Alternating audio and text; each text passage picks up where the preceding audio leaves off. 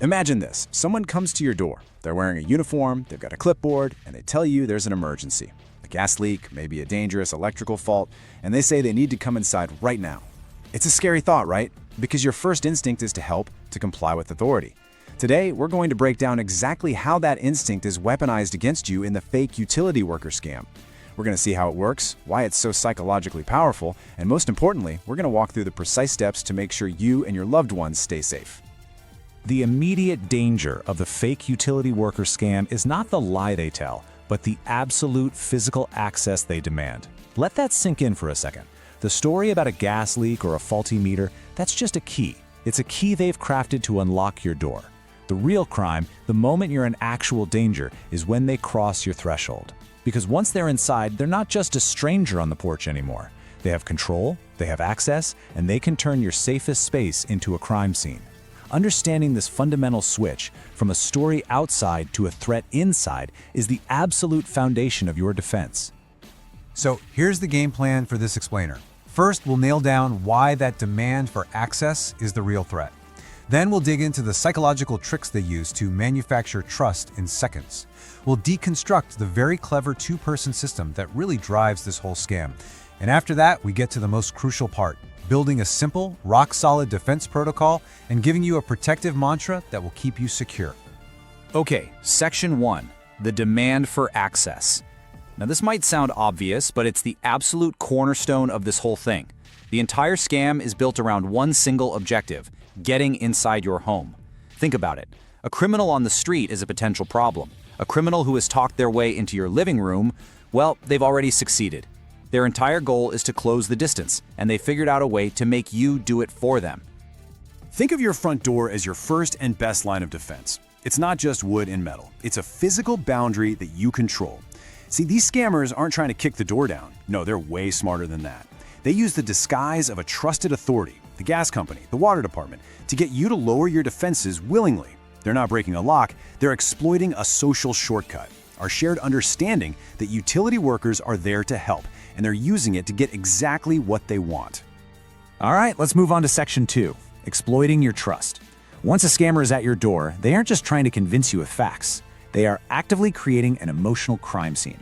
Their goal is to put you in a high-pressure situation where you feel confused, maybe a little scared, and honestly, even a little guilty for questioning them. And they use those feelings to manipulate you into opening that door. And believe me, they have a whole playbook of psychological levers they are ready to pull. They know that when you're home, you're often alone, which can make you feel more vulnerable. They totally understand that you can't live without water or gas, so any threat to those services feels incredibly personal and urgent. And of course, they're absolute masters at playing on our natural tendency to trust a uniform and comply with authority. But their most powerful tool by far is fear. By inventing an emergency, they put you in a state of alarm where your critical thinking just gets steamrolled by the desire to make the problem go away. And when you look at the data on who they're targeting, it's really predatory. 65% of targets are over the age of 60. Another 25% are people of any age who live alone. And that is not a coincidence. Scammers specifically go after these groups because they believe they're more likely to be trusting, maybe more conditioned by a lifetime of politeness not to question authority. They are literally banking on your good nature as a weapon against you. So this begs the question, right? We all like to think we're too smart to fall for something like this. So how on earth do these scammers manage to get past our natural, healthy skepticism so quickly? Well, the answer is that it's not just a clever story or a single trick, it's a carefully crafted and rehearsed system, a performance designed to exploit our psychological blind spots. And that brings us right to Section 3, the two-person system. This is where we get into the forensic breakdown of the crime itself. Because this is almost never a one-person job. It's a coordinated effort, a two-person team, where each person has a very specific role to play in the infiltration of your home. So let's break down exactly how they do it. The scam almost always follows this 5-step pattern. First, targeting. One person, the face of the operation, approaches your door. They look the part. High-vis vest, lanyard with a fake ID, maybe a clipboard. Second is the breach. They deliver that urgent story, the gas leak, the contaminated water, and they demand, they don't ask, for immediate entry. This is the crucial moment. If you open that door, their entire system is set in motion. Third, distraction. Once inside, the face will send you to another part of the house. Hey, I need you to go turn on the shower in the upstairs bathroom so I can check the pressure. Fourth is the infiltration, and this is the psychological choke point. While you're busy and out of the way, a second person, the thief, who's been waiting out of sight, just slips in through the front door you left open. Their only job is to move quickly and quietly through your master bedroom, grabbing cash, jewelry, and small valuables. And finally, the exit. The thief leaves, gives a signal, and the face quickly wraps up their fake inspection and leaves too. They're often gone before you even realize a second person was ever in your house. Let's just pause on that distraction phase for a second, because it is so important. Up until they get inside, they're trying to control you from the other side of a door. But when they send you to another room, here's where the manipulation flips. They are now controlling your physical movements inside your own home. They are engineering your isolation. They separate you from the front door, from your phone, from your purse. They create the perfect, tiny window of opportunity for that second person to operate completely undetected. It's a brilliant and honestly a chilling piece of social engineering. So now we get to the really fascinating part, the psychology of the attack. Why is this two-person system so incredibly effective? It's not just a good plan. It's a plan that's built on a deep, intuitive understanding of how our brains work under pressure. It taps into some of our most basic human instincts and uses them against us. The first principle they exploit is something called authority bias. You know, from the time we're kids, we're taught to trust people in uniforms, doctors, police officers, firefighters. Scammers know this. That cheap vest and fake ID aren't meant to pass a detailed inspection. They are just props. Their only purpose is to trigger that automatic, subconscious shortcut in your brain that says, this person is official, I should listen to them. They are literally hacking your trust. Next, they weaponize fear. When the scammer tells you there might be a gas leak, they're doing more than just scaring you. They are actively trying to induce panic. Because when we're scared, our brains go into fight or flight mode. The logical, rational part of our thinking gets pushed to the side, and our instincts take over.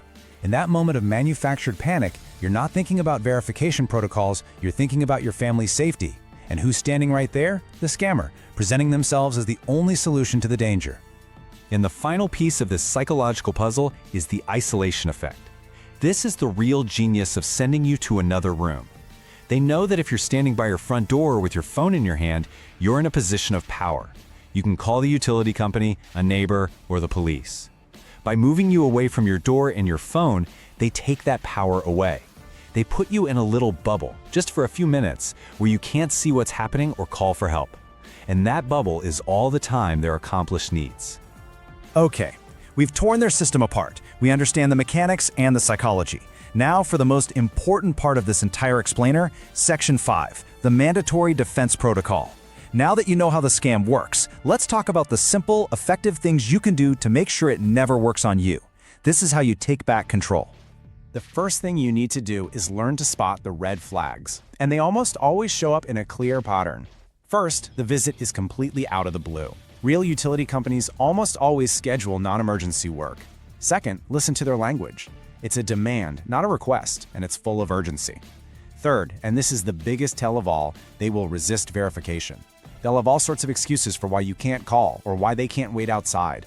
A real employee will always encourage you to verify. And finally, any request for cash on the spot is a massive, massive red flag. Spotting the flags is great, but your absolute core defense is even simpler. It is one single, non-negotiable rule, the mandatory non-entry rule. It means an unverified person never crosses your threshold, not for a second, not to just take a quick look. The door remains a barrier until you have proven to your own satisfaction that they are who they say they are. This one rule, applied without exception, completely defeats their entire strategy. Now let's give you the exact words to use, because when you're under pressure, having a script is a game changer. They'll pressure you. Ma'am, I have to get inside right now. You need to be ready to calmly take control. Through the closed door, you say this. You can wait outside. I am calling the official number on my utility bill to verify this work order. Just look at how powerful that is. You are not arguing. You are not asking. You are stating what is going to happen. And crucially, you are using the number from your bill, not a number they give you. A real employee will be happy to wait. A scammer will almost always make an excuse and leave. You've just taken all their power away. We've covered the threat, the psychology, and the practical defense. So now we come to our final section, your protective mantra. This is about boiling everything we've talked about down to one simple, memorable idea that you can recall instantly even when you feel pressured or scared. This is your final cognitive shield. Here's the core principle you have to burn into your brain. Your personal safety is always more important than your property. Even if you think there might be a real gas leak, letting a potential criminal into your home creates a guaranteed and immediate danger. Taking 5 minutes to verify is always the safer choice. The potential emergency is a risk. The unverified person standing in your kitchen is a certainty. Always, always prioritize your own safety over the urgency they're trying to sell you. So this is it. This is the thought that needs to anchor you. When that unexpected knock comes, when the story sounds urgent and your heart starts pounding, this is the mantra to remember. Verify their name, verify their work order, and never open the door. It's a simple 3-step process that keeps the lock on your door and the power in your hands. Thanks for joining me for this breakdown. Stay aware and stay safe.